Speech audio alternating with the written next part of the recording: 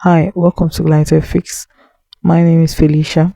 In today's video, I'll be sharing with you on how to turn on your subtitles on Plex. Now, the first thing you have to do is to select the particular video or movie you want to turn on the subtitle. So when you do that, you just click on the watch now in order to start watching the particular movie on your device. So as it plays on the screen, all you have to do is to click on the screen. You're going to see the subtitle icon there. Just click on it.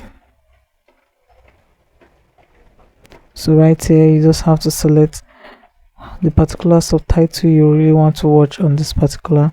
If you want it to be English, you just click on it. If you have other subtitle on this particular video and that you want to watch, you can just select it.